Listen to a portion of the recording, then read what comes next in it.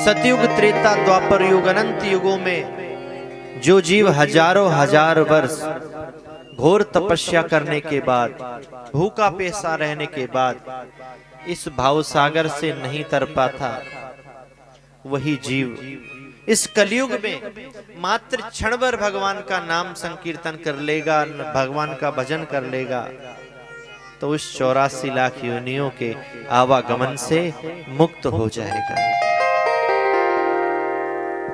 बड़ी प्रसन्नता हुई है सुनकर। जाओ, तुम्हें आज से एक सुंदर स्थान दिया, आज से तुम्हारा वास स्वर्ण में होगा। स्वर्ण में वास देगा। अब स्वर्ण तो लगभग सभी लोगों ने पहना होगा,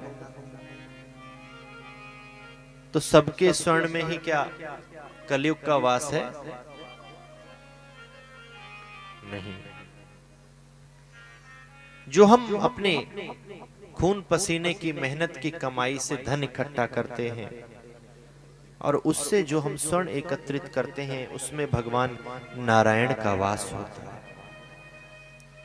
और कोई स्वर्ण हम अपनी 2 नंबर की कमाई के द्वारा खरीदते हैं, उसमें कलयुग का वास होता है।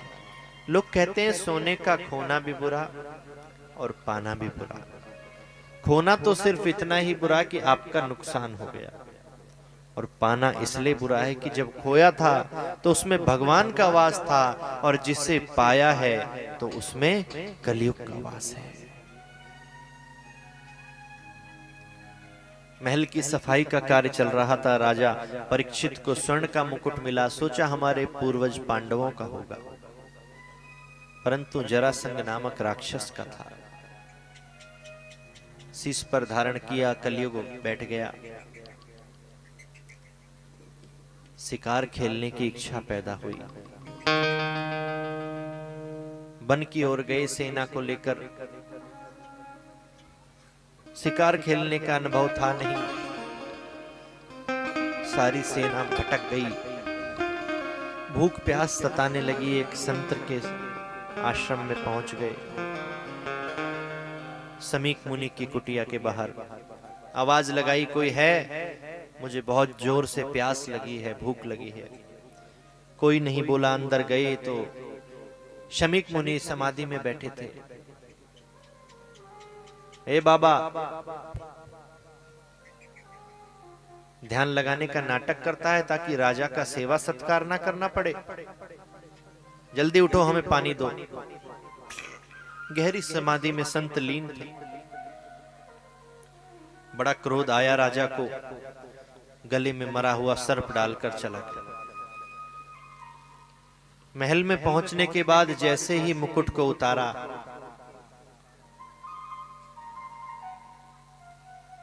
ध्यान से सुनिएगा मिश्रा जी, अब सारी कथा यहीं से आधारित है कि परीक्षित और सुखदेव जी का संबंध क्या है।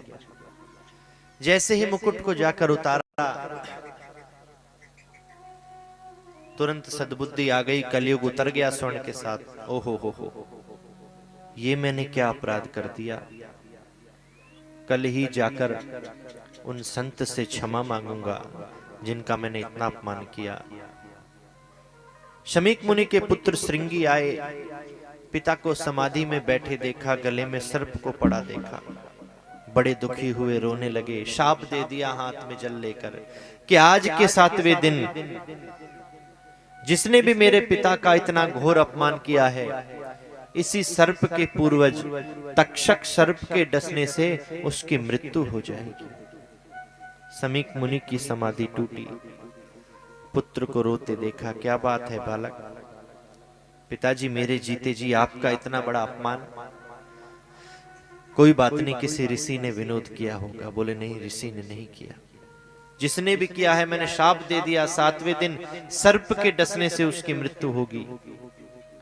संत ने ध्यान लगा कर देखा, राजा परीक्षित नजर आए। ओ हो, अरे पुत्र, तुमने ये क्या कर डाला? इतने धर्मात्मा राजा, जिनकी वजह से हम इस जंगल में चोर डाकुओं से सुरक्षित रहते हैं, इस राज्य में कोई डाकू हमें परेशान नहीं करता। ऐसे ही राजा को तुमने शाप दे दिया, ये तो बहुत गलत हो गया। पिताजी अब तो तीर जो है वो कमान से निकल चुका है, वापस नहीं लौट सकता। शमीक मुनि ने तुरंत अपने गौरमुख नाम के शिष्य को भेजा, जाकर राजा को बताओ 7 दिन में मृत्यु निश्चित है, अगर मृत्यु सुधारने का कोई उपाय है तो वो उसको कर ले।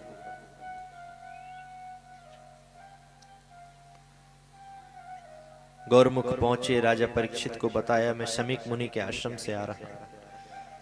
बड़ा अच्छा हुआ आप आ गए, मैं तो कल सुबह खुद ही आने वाला था। क्षमा मांगने, बहुत बड़ा मुझसे अपराध हो गया।